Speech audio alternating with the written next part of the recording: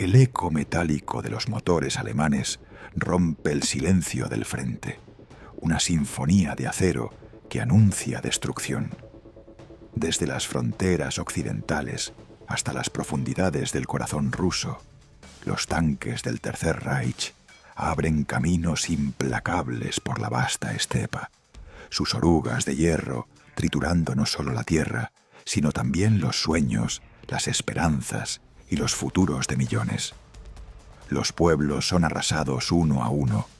El humo de las aldeas en llamas se confunde con las nubes del amanecer, y el sol, impotente, se refleja en las ruinas humeantes que alguna vez fueron hogares.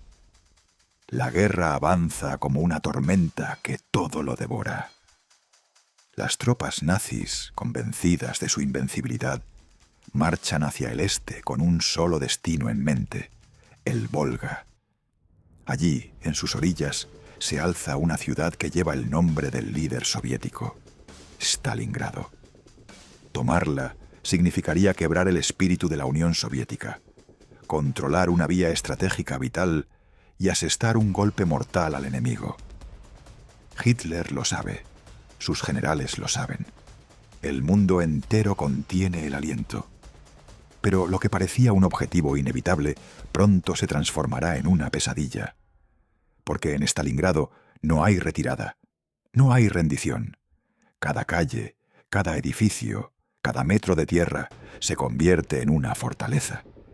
Los soldados soviéticos luchan casa por casa, piso por piso, habitación por habitación. Las ruinas se convierten en trincheras, las fábricas en bastiones, los escombros en escudos. Junto a ellos, mujeres y hombres comunes, obreros, enfermeras, francotiradoras, niños que apenas entienden la guerra, se alzan para defender su ciudad, su país y su dignidad. Aquí surge la gran pregunta: ¿cómo una ciudad a orillas de un río detuvo al ejército más poderoso del mundo? ¿Quiénes fueron los héroes anónimos que resistieron el hambre, el frío y el terror para mantener viva la esperanza? ¿Y cómo esa resistencia titánica en Stalingrado marcó el principio del fin para el Tercer Reich? Prepárate para adentrarte en una de las batallas más feroces, humanas y decisivas de toda la historia. La lucha por Stalingrado, donde el invierno se alió con la voluntad, donde la sangre y el sacrificio forjaron no solo una victoria, sino el inicio de la caída de un imperio. 1942, el año en que el mundo contuvo la respiración. Es 1942. Europa entera tiembla bajo la bota nazi. La guerra ha envuelto al continente como una sombra interminable, y el eco de los cañones resuena desde el Canal de la Mancha hasta las llanuras del este. En pocos años, el Tercer Reich ha extendido su dominio con una rapidez que parece imposible de detener. Francia ha caído en cuestión de semanas. Polonia fue aplastada bajo el peso de la Blitzkrieg, y los Balcanes, uno tras otro, han sido arrasados por el ejército alemán. Las banderas con la esvástica ondean en ciudades que alguna vez fueron libres, y Europa, derrotada y exhausta, se encuentra de rodillas ante el poder del Reich. En el corazón de Berlín, Hitler contempla un mapa cubierto de líneas y símbolos. Sus ejércitos dominan casi todo el continente, pero su ambición no conoce límites. Su mirada se vuelve hacia el este, hacia un enemigo que siempre ha despreciado, hacia la vasta e inmensa Unión Soviética. Una tierra de distancias infinitas, de inviernos implacables y pueblos que parecen inagotables. Allí, el Führer ve no solo una amenaza ideológica, sino un botín colosal: recursos, espacio y gloria. La operación recibe un nombre que pasará a la historia con el peso de una tragedia: Operación Barbarroja. El plan es simple y brutal: invadir la Unión Soviética, destruir su ejército y tomar el control del país en cuestión de meses. Los trenes cargados de tropas, tanques y artillería parten hacia el frente oriental. Es la mayor invasión terrestre jamás emprendida por el hombre. Millones de soldados cruzan la frontera en un torrente de fuego y acero. En cuestión de semanas, los ejércitos alemanes avanzan cientos de kilómetros, dejando tras de sí un rastro de destrucción y muerte. El frente se vuelve inmenso, casi inconmensurable. Desde el norte helado hasta las estepas del sur, el combate se extiende por miles de kilómetros. Los pueblos son arrasados, las ciudades bombardeadas, los campos quemados hasta convertirse en polvo. Las columnas de humo se elevan hasta el cielo, y los sonidos de los motores, los disparos y las explosiones se mezclan en un rugido constante. El objetivo parece claro: capturar los recursos del sur, el petróleo, el grano, el acero, y cortar el río Volga, la arteria que conecta a toda la nación soviética, el canal vital por donde fluye la vida de un país gigantesco. Si el Volga cae, el corazón de la Unión Soviética dejaría de latir. Pero en medio de esa devastación, cuando todo parece perdido, el pueblo soviético responde. En el momento más oscuro de su historia, cuando las ciudades arden y las fronteras retroceden, una voz se eleva sobre el miedo. La voz de la resistencia. El llamado a la defensa de la patria se extiende por todo el país. Desde las aldeas más remotas hasta las fábricas destruidas, desde los campos hasta las universidades, todos entienden que el destino de su nación pende de un hilo. Campesinos, estudiantes, obreros, hombres y mujeres de todas las edades dejan atrás sus vidas para tomar las armas. Algunos no tienen experiencia, otros apenas tienen uniformes o fusiles, pero todos comparten una misma convicción: no rendirse jamás. Las estaciones de tren se llenan de soldados y voluntarios. Los vagones están repletos de jóvenes que parten sin saber si volverán. Algunos llevan cartas, otros amuletos o retratos familiares. Todos viajan hacia un mismo destino: Stalingrado, una ciudad industrial a orillas del Volga, que pronto se convertirá en el centro del huracán.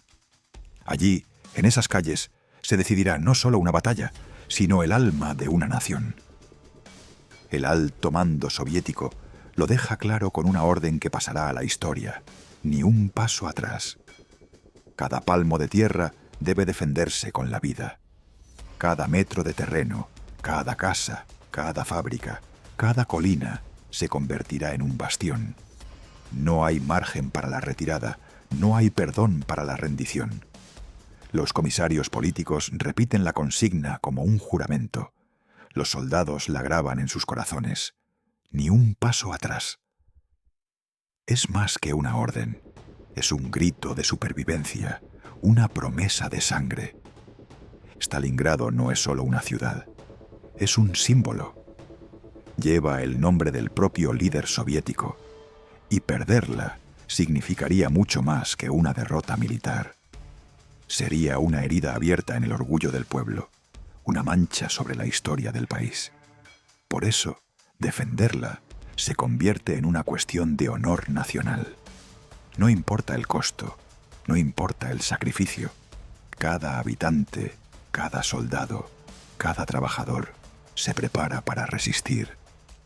Se levantan barricadas, se fortifican las fábricas, se excavan trincheras entre las ruinas. La ciudad se transforma en una fortaleza. A lo lejos se escucha el rugido de los motores alemanes.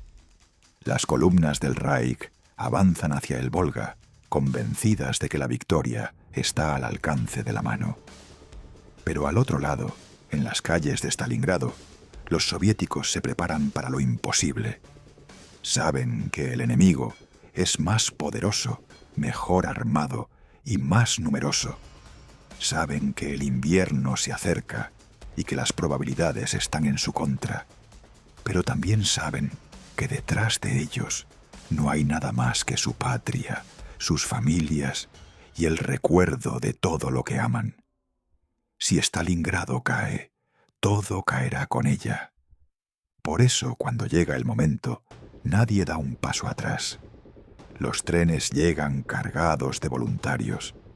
Las fábricas, aún humeantes por los bombardeos, continúan produciendo armas. Los hospitales se llenan de heridos, pero también de esperanza. La ciudad respira resistencia. Cada muro destruido se convierte en un puesto de combate. Cada sótano en un refugio. Cada esquina en una trinchera. El pueblo entero se funde en una sola voluntad: resistir hasta el final. Porque perder Stalingrado no sería solo perder una ciudad. Sería perder el alma. Sería permitir que el enemigo destruyera no solo su tierra, sino su espíritu.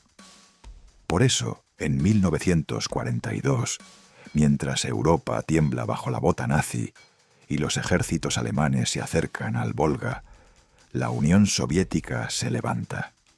En medio del dolor, del miedo y del fuego, surge una determinación que cambiará el curso de la historia. Stalingrado se convierte en el símbolo de la resistencia, la ciudad que lleva el nombre del líder, el punto donde millones de personas, empujadas por el deber y la desesperación, deciden no retroceder. Allí, en sus calles destruidas, en sus fábricas ennegrecidas, se forjará el carácter de un pueblo que, pese a todo, se niega a morir. Y así, mientras el mundo observa en silencio, la batalla por Stalingrado comienza a gestarse. Una ciudad sitiada, un pueblo al borde del abismo y una orden que lo cambia todo. Ni un paso atrás. El verano de 1942 abre un capítulo de fuego y polvo sobre la ciudad. Los días se vuelven más cortos que el ruido de los motores. Los cielos, antes campo abierto, se transforman en rutas de acero que vomitan bombas sin descanso. El ataque alemán comienza, y con él una lluvia de hierro que no entiende de noches ni de piedad. La Luftwaffe descarga su carga sobre Stalingrado hasta reducir los contornos de la ciudad a siluetas incoherentes. Edificios que ayer sostenían vidas se convierten en sombras que se derrumban. El suelo tiembla bajo el impacto y el aire se llena de un olor a pólvora, metal y madera quemada que nadie puede olvidar. Mientras los bombarderos atraviesan la atmósfera, las tropas del Sexto Ejército avanzan con paso firme hacia las ruinas. No marchan por avenidas claras ni por campos abiertos. Avanzan entre columnas de polvo, sorteando montones de escombros que antes fueron fachadas, ventanas y puertas. Su progreso es un desplazamiento metódico, una presión constante que empuja el frente hacia el corazón mismo de la ciudad. Cada avance es medido, calculado, decidido. Cada centímetro ganado es reclamado con la fuerza bruta de la guerra. Las calles que alguna vez pudieron haber sido arterias de vida cotidiana se llenan de humo y ceniza. La ceniza cae como una nieve gris que cubre uniformes y rostros, que se posa sobre coches carbonizados y siniestras pilas de enseres. La neblina que sube de los edificios incendiados envuelve las manzanas, difumina las señales y convierte el paisaje urbano en un laberinto donde la visibilidad es un lujo que nadie tiene. El sonido del quebrarse de maderas y el colapso de paredes acompasa el diálogo de las ametralladoras. Es un coro de destrucción que marca el ritmo del asedio. A pesar de esa marea de fuego, entre los escombros, los soviéticos no retroceden. No hay repliegue, no hay evacuación masiva. Hay una respuesta firme que toma forma en cada ruina humeante. El gesto de resistencia no se expresa con grandes maniobras, sino con la decisión de permanecer. Donde otros verían solo perdición, ellos levantan un nuevo frente. Cada esquina, cada muro partido, cada portal abierto se transforma en un puesto de combate improvisado. El terreno destruido se vuelve suelo de resistencia. Cada fábrica se convierte en fortaleza.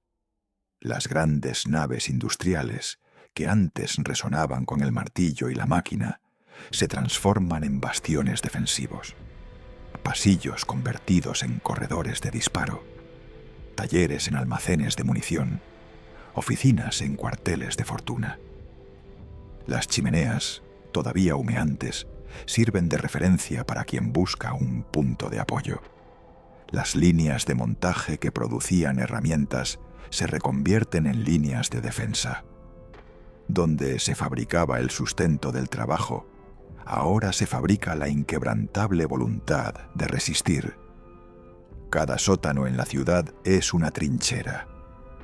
Bajo el estruendo de las bombas, los espacios subterráneos se llenan de cuerpos, de respiraciones contenidas y de elocuentes silencios. Son refugios y al mismo tiempo puntos desde donde se devuelve el fuego. Pasillos de piedra que conectan a hombres y mujeres dispuestos a sostener la pelea metro a metro. Los sótanos se llenan de polvo, recuerdos y de las pocas pertenencias que los defensores trajeron consigo. No son solo lugares de protección, son trincheras talladas dentro de la ciudad, capaces de contener la embestida y, en ocasiones, de revertirla. No hay tierra más allá del Volga, gritan los defensores mientras el fuego ilumina la noche. Esa consigna recorre los escombros como un tambor ancestral. No solo una frase, sino un límite convertido en juramento. Es la expresión de una frontera que no puede ser traspasada. El Volga, en la voz de los combatientes, deja de ser un río para convertirse en la línea intangible donde se decide la supervivencia. Bajo la luz rojiza de los incendios, esas palabras se repiten, se clavan en las paredes y en las miradas, se vuelven esperanza y condena al mismo tiempo. Dentro de la mente de los combatientes se instala una lógica nueva. Se aprende a pelear no por metros, sino por habitaciones. La guerra cambia de escala y se vuelve íntima, casi doméstica, porque el campo de batalla es ahora el interior de las viviendas y los edificios destruidos. No existen frentes amplios donde maniobrar. El combate se reduce al enfrentamiento directo entre cuerpos y paredes. Cada puerta que se abre es un contrato con la muerte. Cada habitación tomada o perdida redefine el mapa del control. La guerra se hace personal y la cercanía del enemigo transforma lo táctico en emocional. Cada disparo es personal porque detrás de cada arma hay una historia y un rostro. Los soldados aprenden a reconocer los pasos, a distinguir el eco de una voz, a sentir la presencia del otro a través de la madera que cruje. Disparar no es simplemente neutralizar una amenaza, es responder a la pérdida de un compañero, a la venganza por una vida arrebatada, a la protección de lo que queda de hogar. La puntería adquiere, además de técnica, un componente moral. El acto de disparar se entreteje con la memoria de quienes ya no están. Cada esquina es un recuerdo de los que ya no están. Las manivelas rotas, las cortinas chamuscadas, los juguetes abandonados en una acera, pequeñas huellas de vidas pasadas, se convierten en memoriales improvisados. Al girar un ángulo, los combatientes se enfrentan no solo al enemigo, sino a la evidencia del costo humano. Fotografías carbonizadas, platos partidos, una taza que conserva frío el café que nunca se llegó a terminar. La ciudad, en su desolación, conserva la historia de quienes la habitaban y recuerda en cada esquina a los ausentes. La ciudad ya no existía. Solo quedaban montones de ladrillos, y nosotros dentro de ellos, escribiría un superviviente del 62º ejército. Esa frase, simple y cruda, condensa la experiencia de quienes vivieron el asedio en su forma más desnuda. La reducción de un paisaje urbano a fragmentos de construcción y la presencia humana en medio de ese caos. Los montones de ladrillos no eran meramente restos materiales. Eran la nueva geografía de la vida bajo asedio, el contexto donde se tejían actos de valor cotidiano y donde se sostenía la lucha por la existencia. El avance enemigo, sostenido por el ruido de las formaciones y la lógica del ataque, se encuentra con la obstinación de quienes defienden. Lo que para los agresores es una operación de conquista, para los defensores es la articulación de una resistencia que no se mide por la fuerza bruta, sino por la persistencia.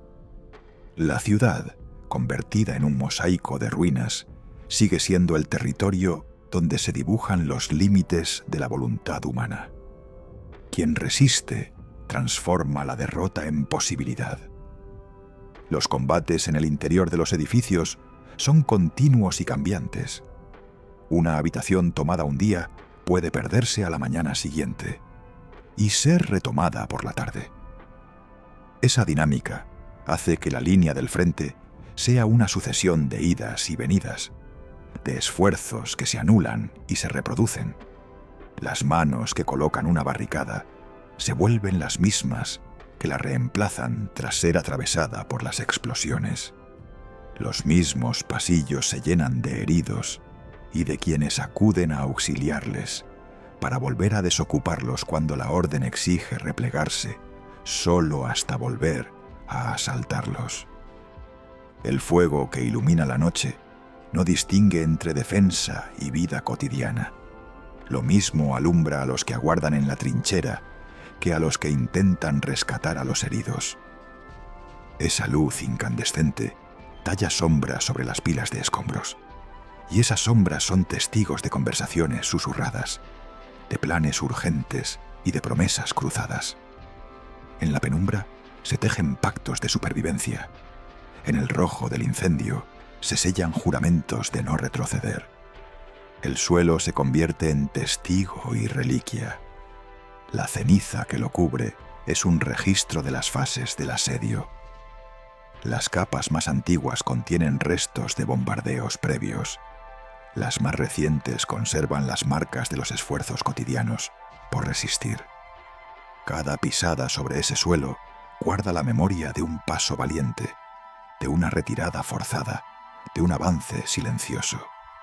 Caminar por esas calles es leer la historia en sucesión, huellas que se superponen, rastros de vida e indicios de la lucha. La convivencia con la destrucción genera una forma particular de coraje. No se trata solo del heroísmo de la gran acción, sino del valor que exige permanecer en lo cotidiano, cocinar entre ruinas, curar heridas con recursos escasos, mantener el orden en medio del desorden.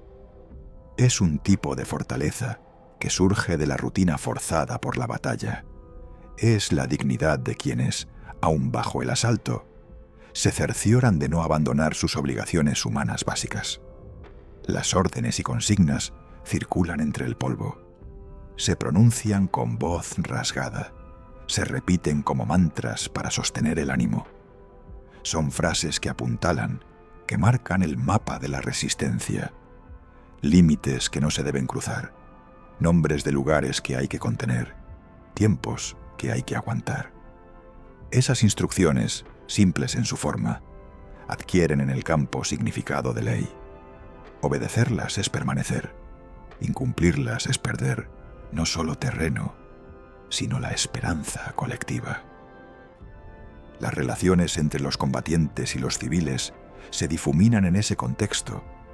Los roles se mezclan y se superponen. Obreros y soldados comparten trincheras. Mujeres y hombres trabajan juntos para fortificar las defensas. Jóvenes y ancianos colaboran en el mantenimiento de la ciudad que resiste. Esa interdependencia es la base de la sostenibilidad en condiciones extremas. Sin colaboración, la defensa se desmorona. Con ella, cada ruina se puede convertir en oportunidad de repeler al enemigo. La repetición diaria del combate produce un tempo que condiciona todo. Se actúa entre refriegas y silencios, entre explosiones y reparos, entre la alta tensión del asalto y el breve respiro que sigue. En esos intervalos se reorganizan las fuerzas, se recogen los cuerpos, se sellan heridas, se planifican contragolpes. Ese ritmo se vuelve la estructura de la vida bajo el asedio, una cadencia que marca los días y las noches. La memoria de quienes vivieron esos momentos se conserva no solo en palabras escritas, sino en el gesto de quienes sobrevivieron, la forma en que colocan los ladrillos, el cuidado con que tapan una ventana rota, la manera en que tratan a un herido. Esos gestos cotidianos son los verdaderos monumentos a la resistencia. En ellos se concentra la historia de la ciudad, que dejó de existir como antes para transformarse en una fortaleza humana. La imagen del Volga, presente en el grito de los defensores, actúa como ancla emocional, un punto territorial que concentra la razón de la lucha. Más allá del río, no hay terreno que valga la pena si se pierde Stalingrado. Esa convicción da dirección y propósito a cada acción, incluso cuando las fuerzas parecen menguar. El Volga, por tanto, no es solo un accidente geográfico. Se vuelve la metáfora misma de la línea que separa la continuidad de la nación y la derrota. A través de la voz del superviviente, que recuerda montones de ladrillos y nosotros dentro de ellos, se percibe la íntima relación entre materia y humanidad. La ciudad, reducida a fragmentos, sirve como carcasa de experiencias, de miedos y de actos que definen lo humano en su forma más extrema. Estar dentro de los ladrillos es estar dentro de la historia, participando activamente en su escritura con cada acto de defensa. Las noches incendiadas, las mañanas cubiertas de ceniza, los sótanos llenos de respiraciones contenidas y las habitaciones disputadas por unos y otros conforman el mapa emocional del asedio. Ese mapa no es estático, se mueve con cada decisión, con cada fuego que arde y se extingue, con cada puerta que se abre y se cierra. Es una cartografía viva de la resistencia. El cerco que se cierra sobre la ciudad no solo es físico, también es psicológico. Encierra a quienes quedan dentro en una lógica de permanencia forzada, donde la opción de huir desaparece y la alternativa que resta es luchar. Esa clausura transforma la experiencia humana en una prueba de resistencia moral y material, donde la voluntad se mide en días y en el número de habitaciones que se logra conservar. Y así, entre humo, escombros y consignas, la ciudad se convierte en la prueba más cruda de la determinación humana. Lo que queda no es la urbe de antes, sino un conjunto de montones de ladrillos que albergan la voluntad de no ceder. En el silencio que sigue a cada asalto, en la voz que repite que no hay tierra más allá del Volga, en la escritura que registra que la ciudad ya no existía, y nosotros dentro de ellos, se guarda la esencia de una resistencia que no conoce rendición. Stalingrado, el infierno en la tierra. Día tras día, el combate se vuelve más feroz. Las jornadas ya no se miden en horas, sino en ráfagas de fuego y en momentos robados para recuperar el aliento. El pulso de la ciudad se ha reducido a una sucesión de asaltos y réplicas, de avanzadas que se clavan y retrocesos que apenas forman una línea en el barro. Los cuerpos se encuentran a escasa distancia. Ya no hay frentes amplios ni maniobras elegantes, sino encuentros brutales, físicos, inmediatos. Mano contra mano, bayoneta contra bayoneta. Las batallas se resuelven en el choque del cuerpo con el cuerpo, en el empuje de quien resiste un segundo más. Peleas en patios convertidos en trincheras, en escalinatas obstruidas por escombros, en pasillos que se han vuelto trampas. El contacto humano es constante y crudo. El asalto se transforma en un intercambio de voluntades, donde cada hombre y cada mujer carga la fatiga del combate en los hombros y en los ojos. Los soldados luchan cuerpo a cuerpo en las fábricas de tractores, en los almacenes de grano, en los sótanos inundados del centro. Las enormes naves industriales, con sus vigas retorcidas y sus maquinarias silenciosas, se han convertido en arenas donde se decide la supervivencia. Entre líneas de montaje destrozadas y montones de hierro torcido, las maniobras se hacen a corta distancia. Las máquinas que antes producían vida útil, ahora son obstáculos, escudos improvisados y agujeros desde donde salir a emboscar. En los almacenes de grano, entre sacos rasgados y polvo que se levanta con cada paso, los combates adoptan la dureza de quienes pelean por pan y por tierra. Los sótanos, cuando quedan inundados, crean un escenario distinto. Agua hasta las rodillas, barro que engulle botas, respiraciones que se vuelven sonido único en la penumbra. Allí, la lucha se mezcla con la condición misma de existir. Avanzar significaba mojarse de un frío que calaba los huesos. Retroceder podía significar ahogarse entre ruinas y corrientes oscuras. Las temperaturas caen, los alimentos escasean, el agua se congela. La llegada del frío no es solo una incomodidad, es un actor más en la escena bélica. Cada amanecer trae consigo la costra del hielo sobre los charcos, las latas de comida que chirrían al manipularlas, las manos que se vuelven torpes por el entumecimiento. El racionamiento se estrecha hasta convertirse en una cuenta de vidas. ¿Qué ración alimentar primero? ¿A quién dar las últimas provisiones?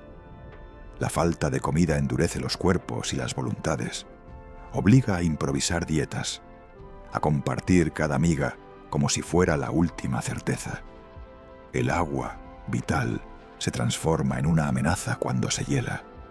Las cantimploras cuelgan con una capa de cristal y las fuentes habituales ya no fluyen. Dormir, moverse, apuntar, todo se complica cuando el frío aprieta. La supervivencia cotidiana exige ingenio y renuncia a la comodidad mínima que antes existía. Dormíamos entre cadáveres para no congelarnos, recordaría un sargento soviético. Esa frase no es un adorno literario, es la cruda descripción de una práctica nacida de la desesperación y del sentido práctico más brutal. En la noche, el calor residual de un cuerpo y la protección de la masa humana se convierten en un refugio contra la helada. Los turnos para mantener el calor, los cuerpos apiñados entre escombros, las respiraciones que se vuelven una cadena viviente, todo ello compone una imagen en la que la muerte y la vida se mezclan en una lógica de urgencia. El gesto, acercarse al cuerpo de un compañero caído para no morir de frío, encarna la contradicción más feroz del asedio. La humanidad que se aferra a la vida, apoyándose en la cercanía de la muerte. Los alemanes llaman a este lugar la ratonera. Ese nombre, dicho con el frío ingenio de un invasor que reconoce la trampa, es un reflejo de la naturaleza del combate que allí se libra. La ciudad, reducida a escombros, actúa como un laberinto que favorece al que conoce cada esquina y cada sótano. Los defensores se esconden y acechan en un terreno que para el atacante se vuelve traicionero. El enemigo aparece y desaparece entre las sombras, emboscando desde túneles, chimeneas o huecos de muros. Es una estrategia de aprovechar la ciudad fragmentada, salir de una alcantarilla, asomar desde la boca de una chimenea, surgir detrás de un muro agrietado para abrir fuego y volver a desvanecerse. Esos movimientos transforman a la urbe en un recipiente de trampas, en una red de pasos ocultos que conducen a emboscadas imprevistas. Aquí, la línea entre el hombre y la máquina se disuelve. El soldado ya no es solo un operador de armas. Su cuerpo se sincroniza con el arma hasta que el gesto de disparar se confunde con un reflejo condicionado. La maquinaria de guerra, armas, ametralladoras, morteros, se integra al ritmo de quienes la manejan. El retroceso, el ruido, la rutina del mantenimiento se vuelven parte del día a día. Al mismo tiempo, los restos de las máquinas civiles, tornos, palancas, piezas de motor, son reutilizados como barricadas, como palancas de disparo, como soportes para improvisar puntos de defensa. La técnica y la carne se entrelazan. El proceso de disparar, de recargar, de reparar, de sostener el peso del fusil durante horas, convierte al hombre en un eslabón más de un mecanismo mayor. El miedo se convierte en costumbre. La sensibilidad inicial ante el estruendo y la muerte se transmuta en una especie de adaptación. Los ojos aprenden a ignorar el ruido constante. La respiración se normaliza en sincronía con las explosiones. Y la ansiedad se administra en pequeñas dosis para poder funcionar. Sin embargo, esa adaptación no equivale a insensibilidad. Más bien, es una estrategia de supervivencia emocional que permite actuar cuando el pánico sería letal. La costumbre del miedo es a la vez un triunfo y una tragedia. Garantiza la existencia momentánea, pero desgasta la esencia humana a cada nuevo episodio de violencia. El disparo, en muchas ocasiones, se vuelve reflejo. Los movimientos se automatizan hasta que la respuesta a una amenaza es casi mecánica. Percibir, apuntar, disparar. Esa automatización es producto del entrenamiento y de la repetición incesante. Es lo que permite aguantar un asalto tras otro sin que el cuerpo colapse por la tensión. Pero cada vez que el dedo aprieta el gatillo, queda la carga moral y emocional de esa acción. Nunca me insensibilicé, confesó una francotiradora soviética. Cada disparo me costaba algo. La declaración revela que, a pesar de la repetición y de la necesidad de convertir el acto en una respuesta automática, el precio interno es real y acumulativo. Cada impacto, cada muerte infligida, se graba en la conciencia. El disparo deja huella en el alma, incluso cuando las manos ya no tiemblan. La descripción de la francotiradora señala la paradoja central del combate urbano. La efectividad técnica no elimina la carga emocional. Ser preciso, esperar el momento exacto, calcular la respiración para que la bala encuentre su blanco, todo ello requiere disciplina y calma. Pero detrás de cada éxito hay un costo íntimo. El tirador regresa a su puesto con la certeza de haber hecho lo necesario y con la sensación creciente de que cada acción cobra algo de su humanidad. Esa pérdida no se manifiesta siempre en palabras. A menudo es un cambio imperceptible en la mirada, una distancia nueva respecto a los recuerdos de antes de la guerra. Stalingrado se convierte en un símbolo. La ciudad deja de ser un conjunto de calles y edificios para transformarse en una palabra que concentra experiencias, sufrimiento y significado. En su nombre se condensan relatos de dolor físico, las heridas, el hambre, el frío, y de dolor moral, la renuncia a la inocencia, la contemplación diaria de la muerte. Pero al mismo tiempo, Stalingrado se erige como emblema de resistencia. la persistencia de quienes se niegan a ceder a pesar de la devastación. Esa dualidad, dolor y resistencia, hace que la ciudad sea, en la conciencia de los que la defienden y la observan, un símbolo que se alimenta tanto de la tragedia como de la dignidad que surge de ella. Una palabra que significa dolor, resistencia y esperanza. En el eco de esa fórmula se condensa la complejidad del teatro de operaciones, el dolor como experiencia cotidiana e ineludible, la resistencia como acto colectivo y organizado, la esperanza como fuerza que empuja a continuar aun cuando las circunstancias son adversas. La esperanza no es ingenua, es una decisión sostenida, una voluntad de alimentar un futuro posible con las migajas del presente. En cada gesto de cuidar a un herido, en cada turno de vigilia, en cada pared defendida, se sostiene la idea de que hay algo por lo que vale la pena conservar la vida y la lucha. Los días transcurren en una sucesión de pequeños prodigios. Conseguir un pedazo de pan, reparar una barra de sujeción que evita el colapso de un muro, extraer a un compañero bajo el fuego para llevarlo a un rincón menos expuesto. Estos hechos cotidianos, mínimos desde fuera, son en Stalingrado los verdaderos hitos de la jornada. Mantener el calor de una estufa improvisada, encontrar agua no congelada, asegurar una puerta con clavos bajo la lluvia de metralla. Todo ello es parte de la estrategia de supervivencia. Cada acto, por pequeño que sea, contribuye a la continuidad de la resistencia. Las relaciones humanas en ese contexto se vuelven esenciales y complejas. La camaradería se forja rápidamente y se solidifica en la ayuda mutua.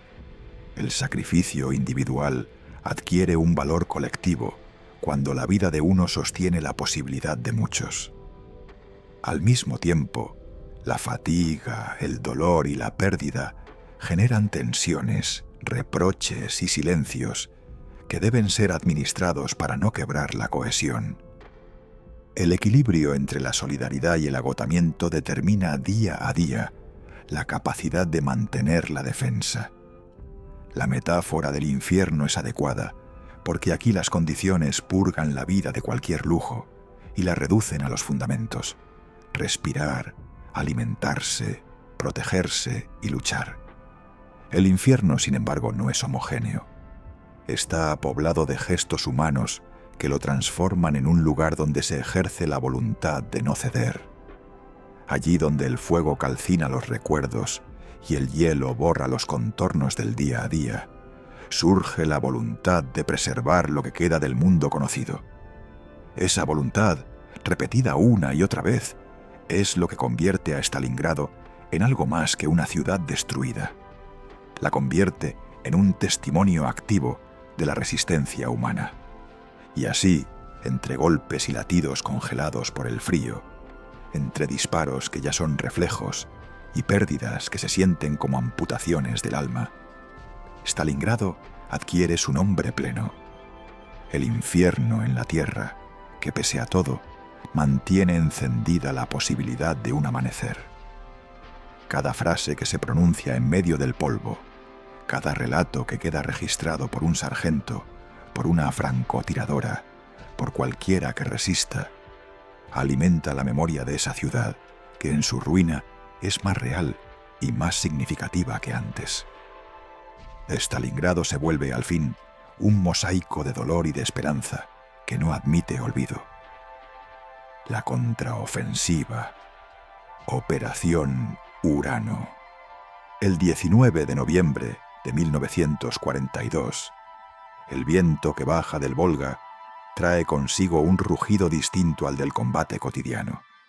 No es solo el crujido de las primeras heladas ni el gemido de las columnas de vehículos, sino el presagio de un giro estratégico que cambia la matemática de la guerra.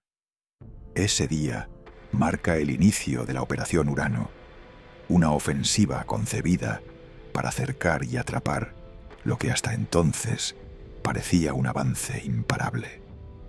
Las líneas que antes se sostenían por la presión y la movilidad ahora empiezan a cerrarse como un anillo de acero alrededor de quienes creían dominar el terreno.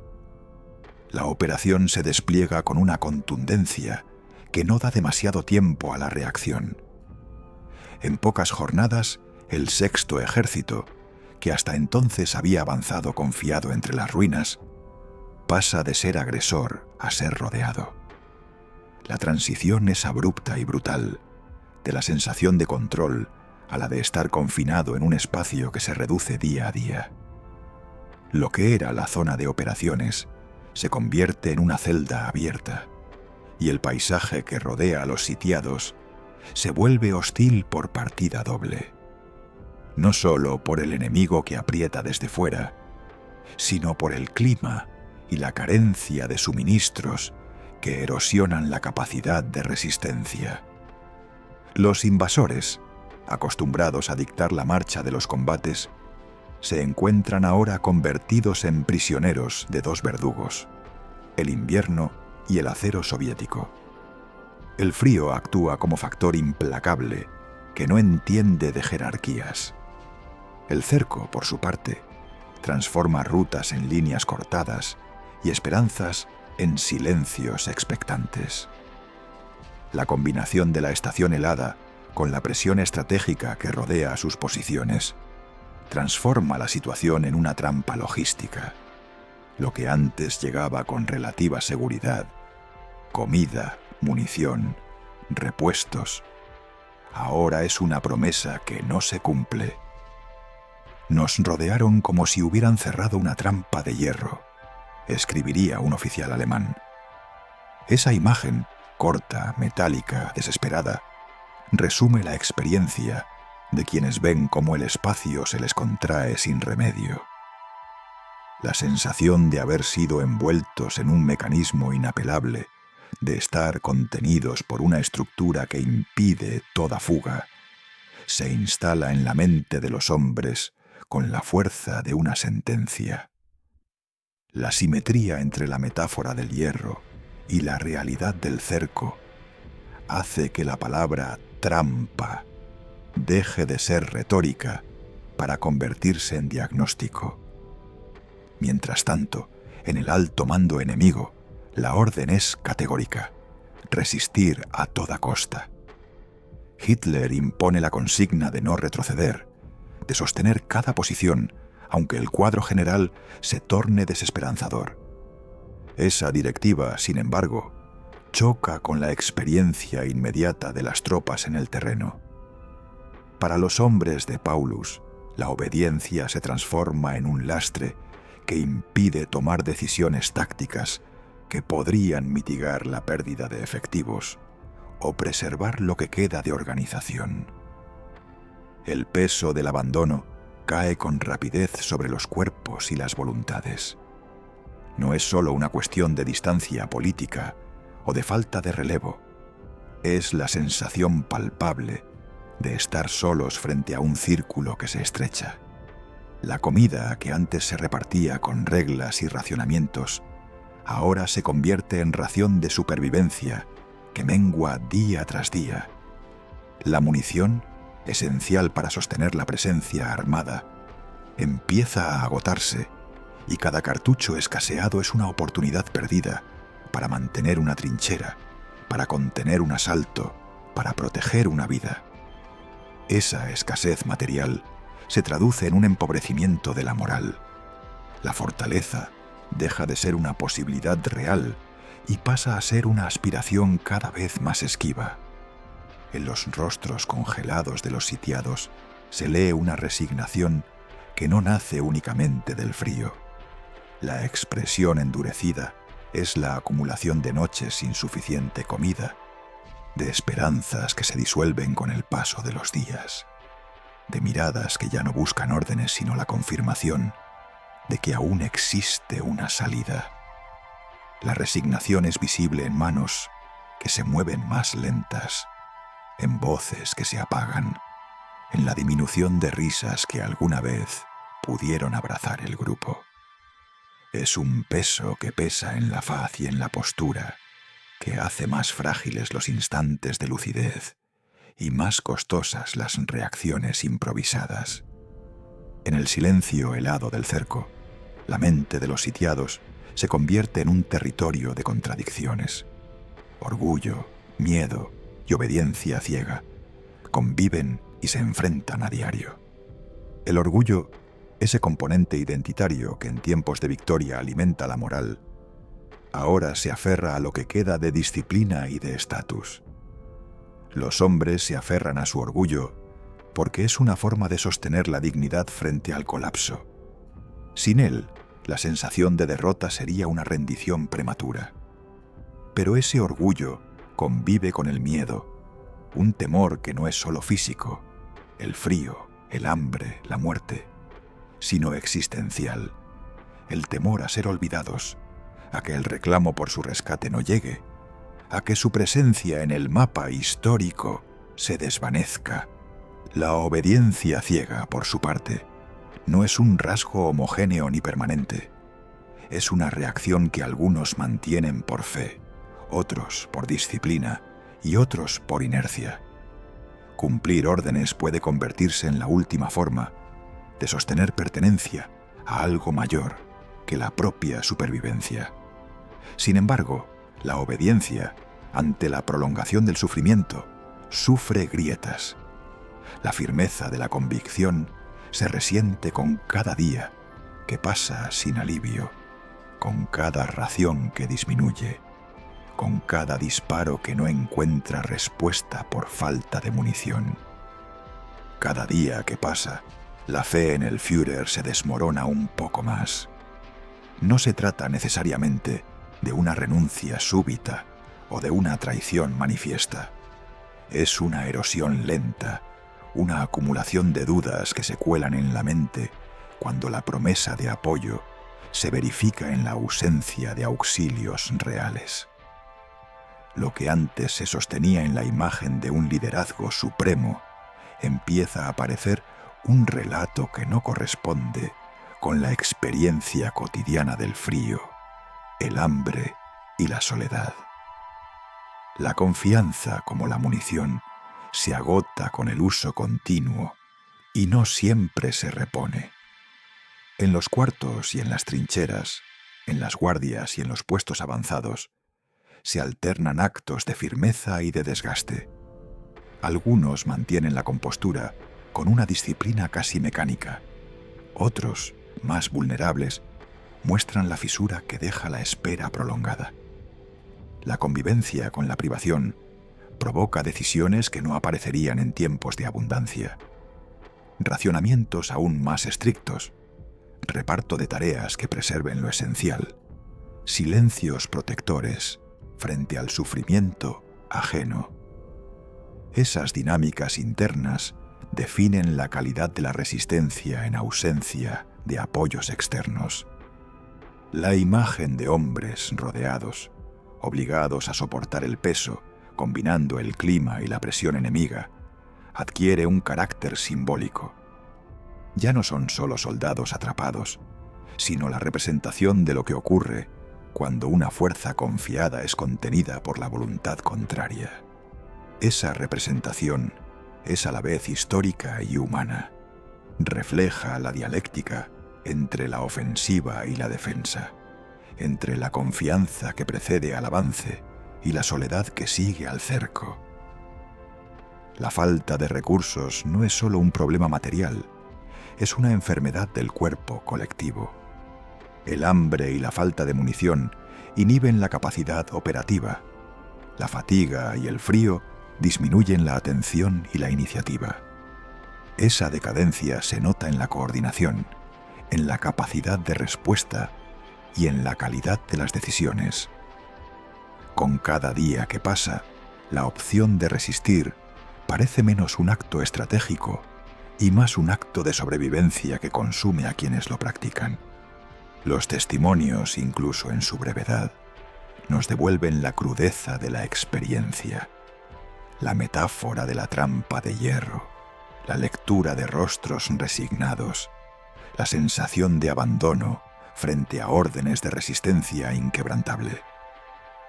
Todo ello compone un paisaje psicológico tan severo como el físico, donde la capacidad de sostener la estructura militar se ve erosionada por la vivencia cotidiana del frío y la soledad. La combinación de estos factores, cerco, clima, escasez, órdenes inamovibles, es la matriz que define la experiencia de quienes quedaron atrapados. Y así, en el seno del cerco, se va deshaciendo la ilusión de invulnerabilidad que precedió al avance. El rugido diferente que el Volga trae con la Operación Urano no es solo el sonido de las armas que aprietan el cerco, es también la señal de que la circunstancia ha cambiado, que la iniciativa ha pasado a manos del otro y que la supervivencia ya depende más de resistir internamente que de dominar externamente. En ese giro, la mente de los sitiados se convierte en el terreno más sensible, allí donde se juegan la fidelidad a órdenes, la dignidad personal y la capacidad de seguir sosteniendo una lucha que, día tras día, se le va escapando de las manos. El cerco y la agonía. El invierno cae sobre Stalingrado como un verdugo. La ciudad, ya masticada por el fuego y convertida en un paisaje de ruinas, recibe ahora otra condena, el hielo. Las temperaturas descienden hasta alcanzar los 30 grados bajo cero. Y ese frío no es un simple dato meteorológico. Es una fuerza que atraviesa pieles, huesos y voluntades. El aire corta como un filo. La respiración se vuelve visible en nubes blancas que se disipan sin calor, y cada gesto se convierte en esfuerzo adicional. El frío lo invade todo.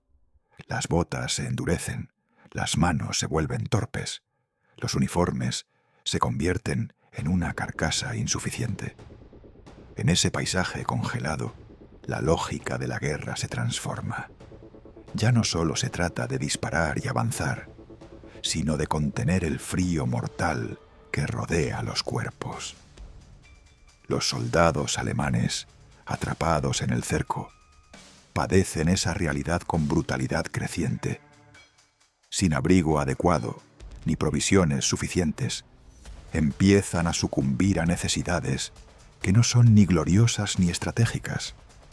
Hambre que erosiona el pensamiento, sueño que se vuelve esquivo por el dolor de los dedos helados, y el cansancio acumulado que convierte cada vigilia en una tortura. La falta de comida obliga a recurrir a lo impensado. La cadena de consumo se desplaza hacia lo último que queda disponible.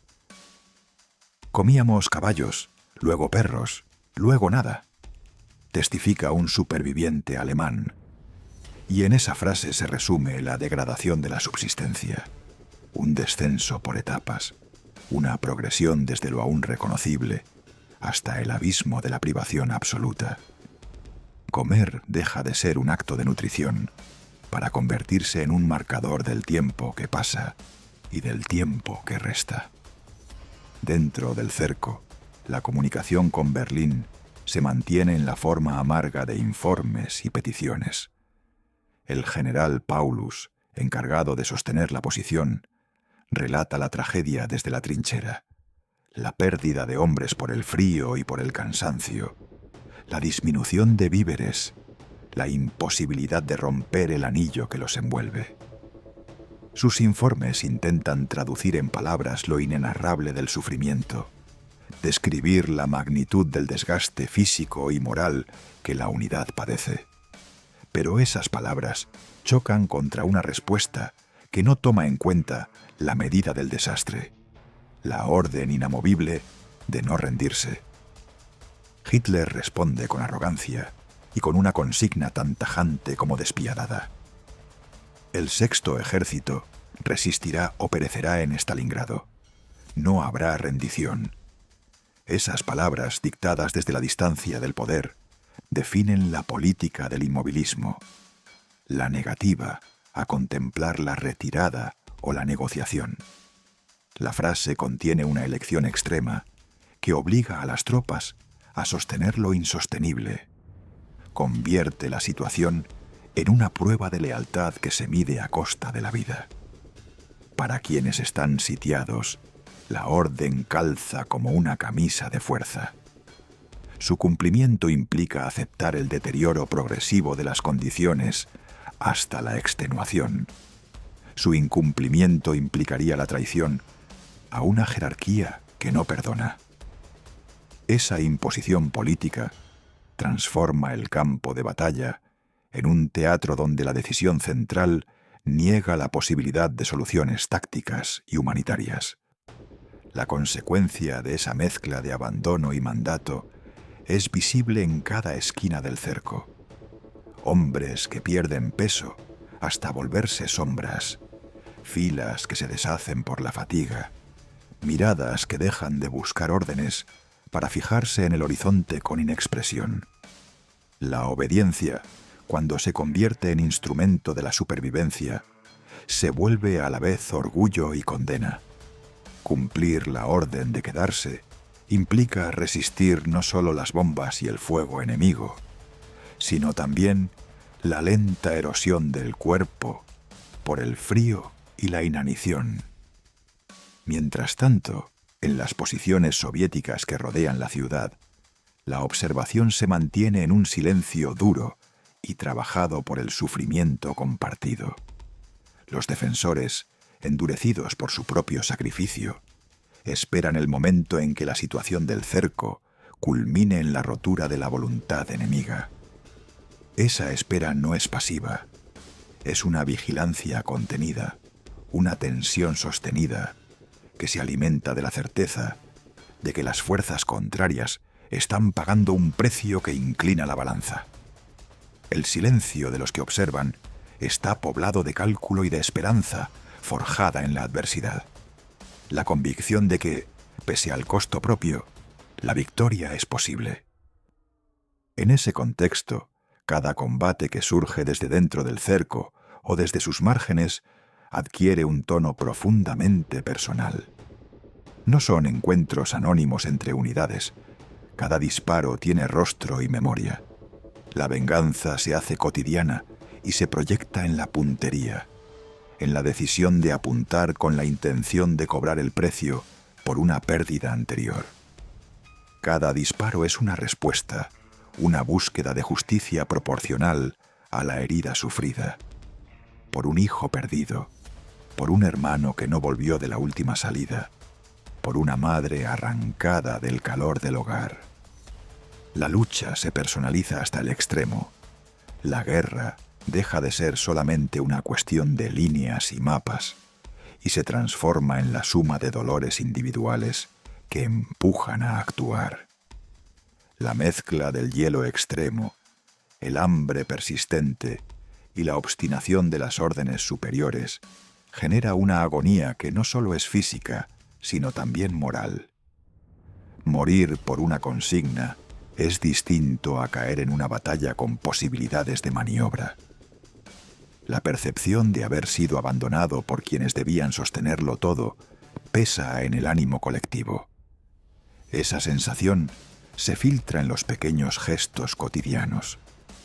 La manera en que se comparte el último trozo, la forma en que se protege a los más débiles, la decisión de no hablar a voces para no revelar la carencia. La dignidad y la desesperación se entrecruzan en actos que describen la condición humana en su límite.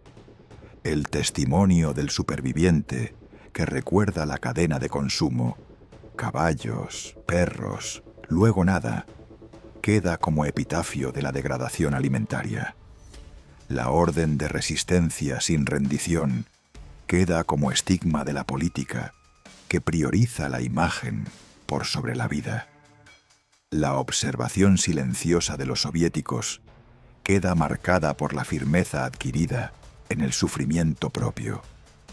Y la intención de cada disparo se torna el altar donde se deposita el recuerdo de los seres perdidos. En conjunto, esos elementos definen la agonía, Un proceso que va minando cuerpos y voluntades hasta reducir el combate a una cuestión de cuánto tiempo más puede resistir la carne humana frente a la negación sistemática de sus necesidades básicas. La escena final se dibuja, día tras día, en rostros que se congelan y en manos que tiemblan, en filas que se adelgazan y en la quietud que precede a la esperanza. La promesa de no rendición se enfrenta a la cruda realidad del hambre y del frío. Los mandos dictan disciplina, mientras la carne anuncia su límite. En esa disonancia se juega la tragedia del cerco, la decisión de sostener una posición más allá de la razón práctica, y la vivencia de quienes la sostienen, como si esa obediencia fuera el último bastión de su identidad. Cada combate, cada silencio, cada orden, cada testimonio y cada disparo conforman la composición de la agonía en Stalingrado. Un mosaico helado de sufrimiento y de convicción, donde se mide la capacidad humana de soportar y la dureza de la estrategia que exige tal precio. La rendición y la caída del mito. En enero de 1943 abre un mes que pesa como una sentencia. Lo que una vez fue un ejército organizado y temido se ha convertido en una sombra de sí mismo. El sexto ejército alemán yace destruido, desarticulado por el hambre, el frío y la demencial lógica del cerco. Ya no hay órdenes que puedan transformar la materia física de la descomposición.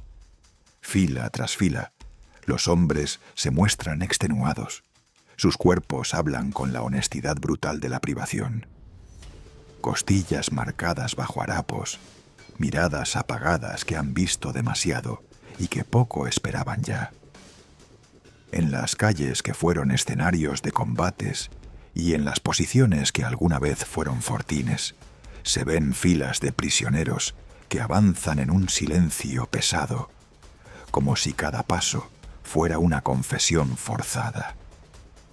Los soldados, esqueléticos y cubiertos de harapos, se rinden por miles. La imagen se repite en un continuo que no admite eufemismos. Cuerpos que fueron soldados y ahora son testigos mudos del colapso. Las ropas que cuelgan de sus cuerpos parecen mapas de un frío que no perdona. Las botas, cuando existen, arrastran un barro distinto, impregnado de ceniza y derrota. La rendición deja de ser un acto individual para convertirse en una marea humana. Columnas que se rinden, grupos que esperan a ser registrados, voces que ya no reclaman honor, sino un respiro. La capitulación masiva es la expresión visible de lo que durante meses fue un proceso de desgaste íntimo y colectivo.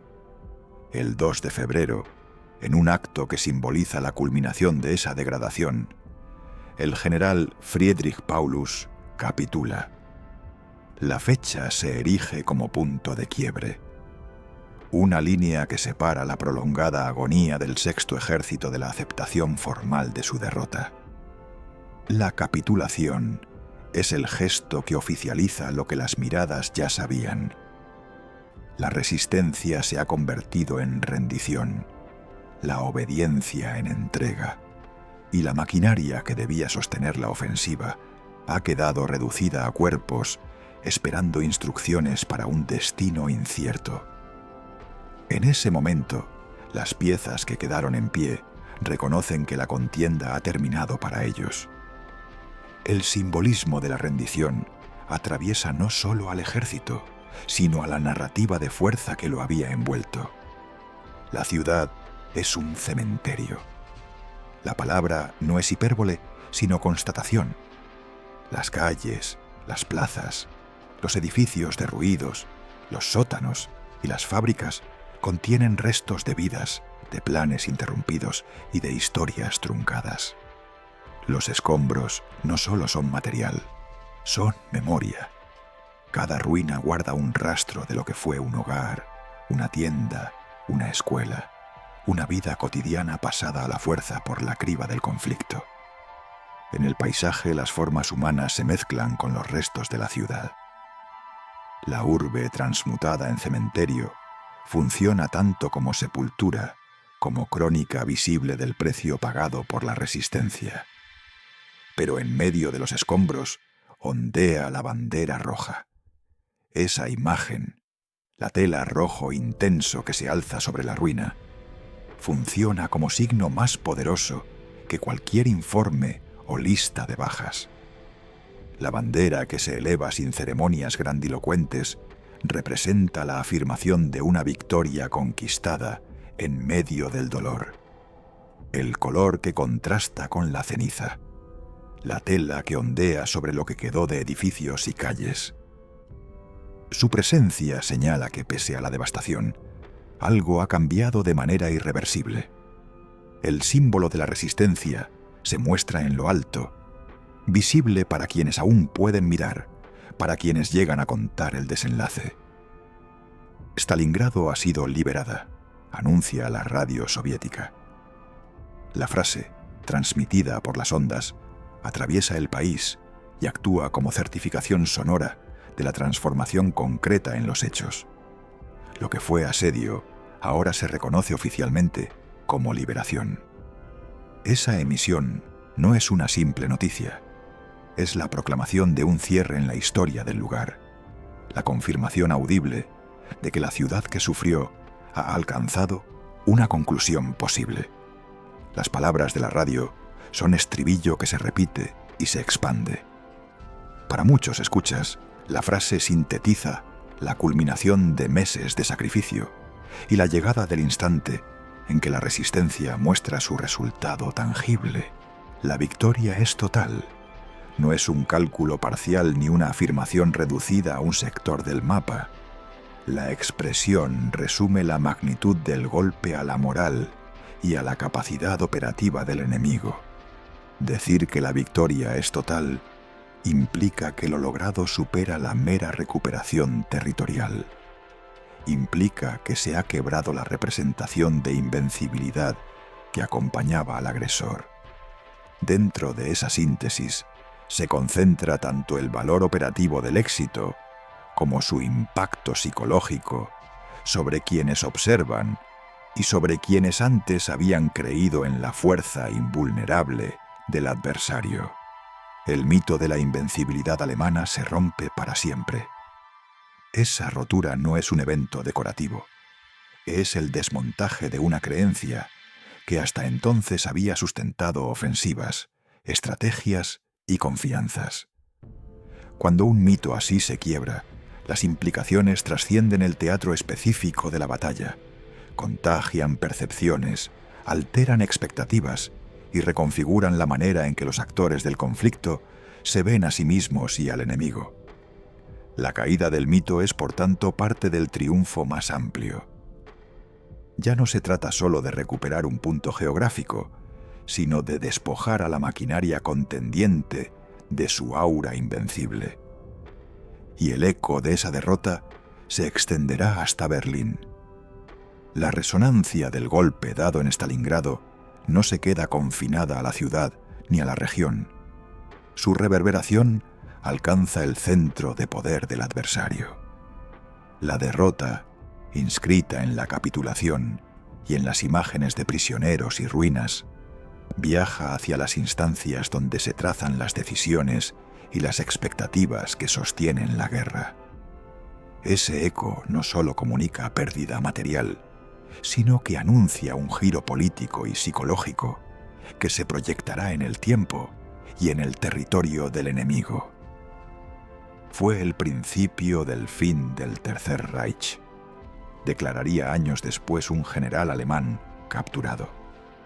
La frase, pronunciada por quien una vez perteneció a la estructura derrotada, contiene una lectura retrospectiva que conecta el acontecimiento puntual con una secuencia histórica más amplia. Dicha afirmación convierte a lo ocurrido en Stalingrado en hito fundacional. El punto desde el cual se marca el inicio de la decadencia de una máquina de guerra que hasta entonces había parecido invulnerable. Al decirlo un general capturado, la declaración gana una autoridad moral particular. No es sólo la voz del otro narrando desde fuera, sino la de quien sufrió y reconoce, en la derrota, su propio quiebre. La rendición y la caída del mito terminan por inscribir a Stalingrado en la memoria colectiva como un acontecimiento que no admite interpretación neutra. Lo que allí ocurrió es simultáneamente la constatación del sufrimiento extremo y la demostración de que la tenacidad puede transformar el curso de una contienda. Las imágenes de prisioneros, de la bandera roja y del anuncio radial conforman el triángulo simbólico que resume la conclusión. Cuerpos que dejaron de luchar, un emblema que se eleva y una voz que proclama el cambio. En el duelo de escombros, en la procesión silenciosa de quienes se rinden y en la bandera que ondea, queda delineada la lección más dura.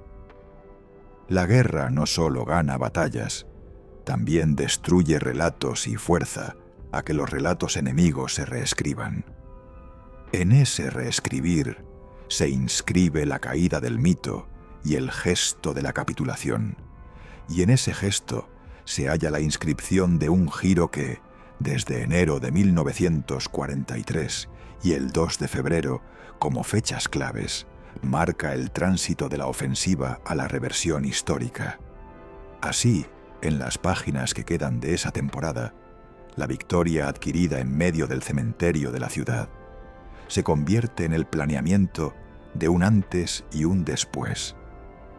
La rendición masiva, la capitulación formal de Paulus y la proclamación de la liberación confluyen en un cierre que no es solo militar, sino también simbólico. Stalingrado, en su destrucción y en su victoria, se transforma en referente. Y en ese referente queda la certeza anunciada por la voz del general capturado. Lo allí sucedido sería, para la historia del conflicto, el principio del fin del Tercer Reich. Stalingrado no fue solo una victoria militar, fue, ante todo, una lección inscrita en la ceniza, una advertencia para los poderes que creen que el territorio puede comprarse con la fuerza bruta y que la voluntad de un pueblo se doblegará ante el ruido de los cañones. La ciudad, convertida en ruina y después en símbolo, mostró que la resistencia organizada y la determinación humana pueden transformar el cálculo más frío de la estrategia en algo imprevisible.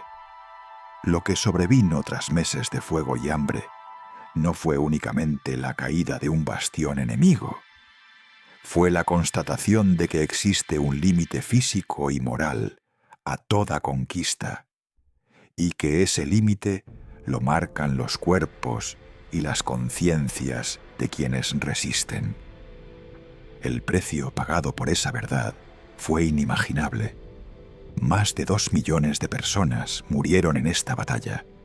Esa cifra, colosal y dolorosa, no puede reducirse a estadísticas, porque cada número encierra una vida, un rostro, una historia truncada. Las pérdidas no se contabilizan solo en cadáveres, se cuentan también en hogares destruidos, en familias desmembradas, en ciudades que dejaron de ser ciudades para convertirse en campos de memoria. El volumen del sufrimiento es la medida del sacrificio colectivo, un sacrificio que sirvió para sostener, con la propia carne y con la voluntad, una resistencia que a la larga reconfiguró el mapa de una guerra que parecía inamovible. De ese sacrificio nació, sin embargo, una verdad esencial. El curso de la historia puede cambiar con la determinación de los que se niegan a rendirse. Cuando la población, los soldados y los mandos se conjugan en un propósito compartido, defender una ciudad, una idea, una patria, se abre la posibilidad de alterar trayectorias aparentemente inexorables. La decisión de resistir, tomada en las estaciones de tren, en los sótanos y en las fábricas, y sostenida a través del frío, el hambre y la devastación, se convirtió en el motor de una transformación histórica. La historia, que muchas veces parece dictada por estructuras e intereses, también se escribe en los gestos de quienes no abandonan su tierra. El enemigo pensó que podía destruirnos, dijo un soldado soviético veterano, pero solo nos hizo más fuertes. Esa frase, pronunciada en la voz de quien vivió la prueba, sintetiza la paradoja de la resistencia. El intento de aniquilación que debía apagar una cultura y una comunidad terminó alimentando su temple. La experiencia del asedio templó la voluntad colectiva, endureció los lazos de solidaridad y forjó en lo cotidiano la convicción de que la vida y la dignidad valen más que cualquier conquista efímera. En la memoria de quienes sobrevivieron, esa transformación no se entiende como una victoria hueca, sino como la confirmación de que, incluso en la derrota aparente, la humanidad puede acumular recursos morales que se traducen en fuerza. Entre las ruinas del Volga nació la esperanza de la victoria. El paisaje devastado, que en un primer momento parecía la confirmación de la derrota, se convirtió en el escenario donde brotó la posibilidad de recomponer el futuro. La bandera que ondeó sobre los escombros fue más que un símbolo. Fue la manifestación tangible de que aún después de la pérdida y el dolor, existe la capacidad de reconstrucción y de resistencia. Esa esperanza no se sustentó en la ingenuidad. Se alimentó en la honestidad del sacrificio y en la certeza compartida de que la continuidad de la nación exigía sostener la lucha hasta sus últimas consecuencias. Y en el corazón de Europa comenzó la caída del Tercer Reich. El impacto de lo ocurrido en Stalingrado trascendió lo local y reverberó en el centro del poder enemigo. La derrota, visible en los cuerpos que se rindieron y en la cesión de la iniciativa, marcó un antes y un después. El mito de invencibilidad que había acompañado las campañas del agresor quedó resquebrajado, y con esa grieta se abrió la posibilidad de una reversión estratégica que, con el tiempo, se traduciría en el declive del aparato que la había sostenido. Lo que se logró en las orillas del Volga, en términos simbólicos y prácticos, se inscribió como un punto de inflexión en el relato de la guerra. Reconocer el costo humano de esa victoria implica también honrar la memoria de quienes la hicieron posible. La victoria llegó envuelta en dolor, y la lección que dejó es doble: la evidencia de que la voluntad colectiva puede decidir el rumbo de los acontecimientos, y la responsabilidad moral de recordar el sacrificio. Mantener viva esa memoria significa no solo evocar las fechas o los hechos, sino comprender el valor de la solidaridad y la resistencia en las peores circunstancias. La evocación de Stalingrado, por tanto, se convierte en ejercicio de respeto hacia quienes dieron todo y en advertencia frente a quienes olvidan que la guerra se cobra un precio humano incalculable. La ciudad que fue campo de batalla y luego símbolo nos deja una enseñanza clara. Las derrotas aparentes pueden devenir en fuerza cuando la determinación colectiva se organiza y perdura. Esa verdad no es abstracta. Se manifestó en prácticas concretas: la defensa casa por casa, la afinidad entre civiles y combatientes, la obstinación por no ceder un palmo de tierra, que alimentaron la posibilidad de un resultado que rebasó lo puramente militar. En ese tejido de actos cotidianos se escribió la narrativa de la victoria, y en esa continuidad reside la explicación de por qué Stalingrado se convirtió en un hito irrepetible en la historia de la guerra. Entre la memoria y la historia, Stalingrado persiste como recordatorio de que ninguna máquina de guerra puede aplastar indefinidamente el espíritu de un pueblo decidido a resistir. Allí, en el borde del Volga, se forjó una verdad que perdura. El intento de destruir la voluntad de un pueblo puede terminar cimentando su capacidad de resistencia y su destino colectivo. Ese es el precio, y al mismo tiempo la ganancia que dejó la batalla. La conciencia de que la dignidad y la voluntad colectiva son elementos capaces de reorientar la historia. Si esta historia te ha llegado, no olvides suscribirte al canal, dejar tu like y comentar si te ha gustado el video. Tu apoyo nos ayuda a seguir compartiendo más historias que merecen ser recordadas.